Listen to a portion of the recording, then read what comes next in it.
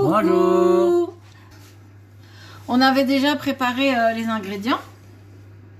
Donc c'est ce que je vous conseille de faire quand vous faites une recette, de tout de suite préparer vos ingrédients en avance.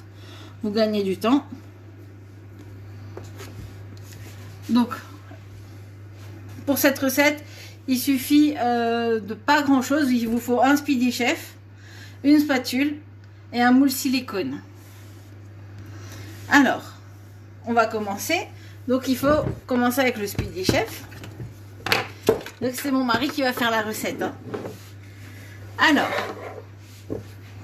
dans le Speedy Chef, il faut simplement mettre les œufs.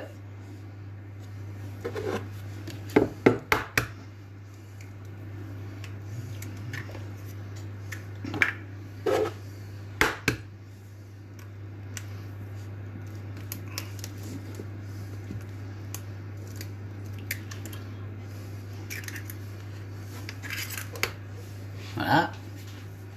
Ensuite, il faut verser le sucre. Donc au niveau du sucre, c'était 150 g de sucre.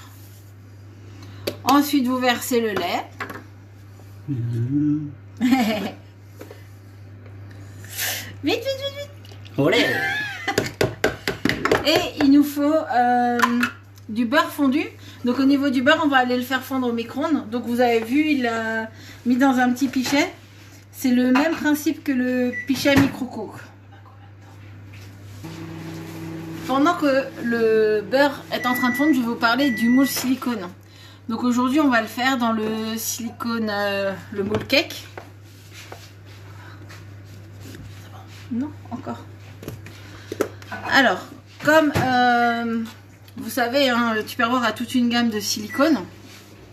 En fait, ils ont plusieurs avantages. Déjà, ils sont 100% silicone. Ils supportent jusqu'à moins 25 degrés, jusqu'à plus de 120 degrés.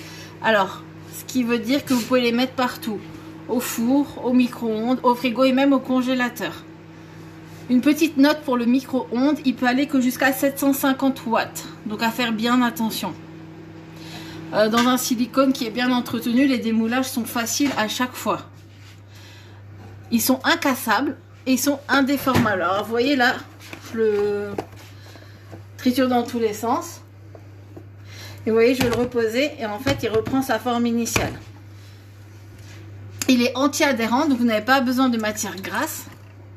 Et ils ont tous, toute la gamme Tupperware ont une poignée, comme vous le voyez là, sur les côtés. Donc vous pouvez les tenir facilement pour les transporter quand vous faites une préparation. Donc toujours le mettre sur une grille froide. Donc la grille est déjà sortie du four. Et toujours les rincer à l'eau. Donc là, je vais aller le remettre puisqu'il a encore un petit peu d'eau puisque je l'avais mouillé. Et on va le ressortir tout à l'heure. Donc maintenant que le beurre est fondu, nous l'avons rajouté donc au mélange. Et nous allons simplement utiliser le Speedy Chef. Donc là, on prend le numéro 2. Donc là, il l'a tout de suite mis en vitesse 2, donc en vitesse facile. Vous entendez qu'en vitesse facile, bah déjà, le geste, voilà, on voit que c'est facile. Mais en plus, il n'est pas bruyant. Beaucoup moins en tout cas que le 1. Bon. Une fois que le mélange a bien pris, ben on va rajouter le reste. Il nous reste de la farine et de la levure chimique. On peut me tenir. Ouais. Donc la levure chimique, c'est un demi-sachet.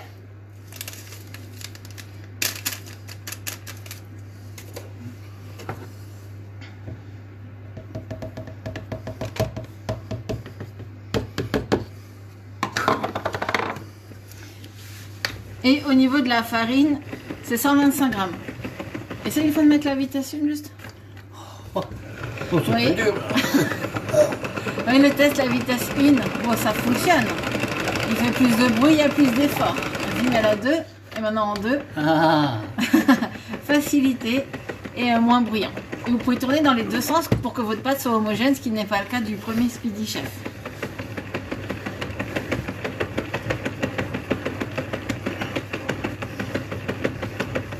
Donc là, la pâte, elle a l'air bien. Tu le sens? Donc maintenant, il ne reste plus qu'à le verser dans le moule et de faire cuire donc sur 190 degrés pendant 40 minutes.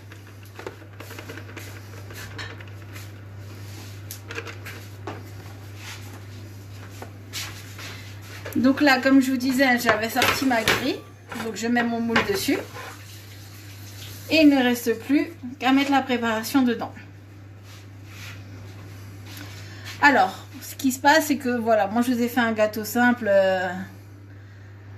au speedy, mais vous pouvez rajouter ensuite des agréments à l'intérieur de la pâte, hein, des pépites de chocolat, un petit peu de poudre d'amande, peut-être du cacao aussi pour ceux qui aiment un peu les marbrés. Donc là, vous pouvez prendre la spatule pour bien racler ce qui reste.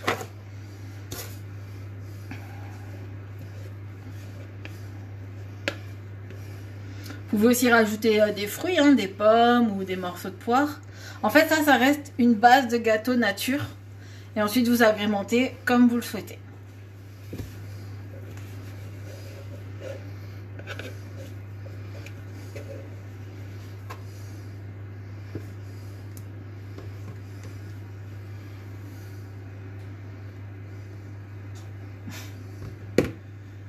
Donc voilà, au niveau de la préparation, c'est terminé. Donc comme vous le voyez, c'est vraiment très très simple. Il n'y a rien de compliqué, que ce soit au niveau du travail ou au niveau des ingrédients. Donc on va voir le résultat en vidéo. Alors, le gâteau est cuit.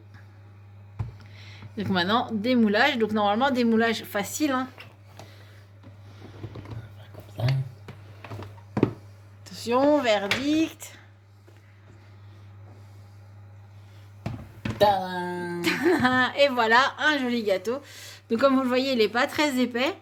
Donc comme je vous disais tout à l'heure, vous pouvez agrémenter ou vous pouvez faire un marbré. Vous faites 2 fois la recette. Dans une, vous mettez votre cacao. Vous aurez un gâteau qui est doublé en volume. Place à la dégustation. Donc n'hésitez pas à le faire en agrémentant donc avec ce que vous souhaitez. À mettre vos photos sur ma page en commentaire. Et à me dire vos avis. À bientôt. Au revoir!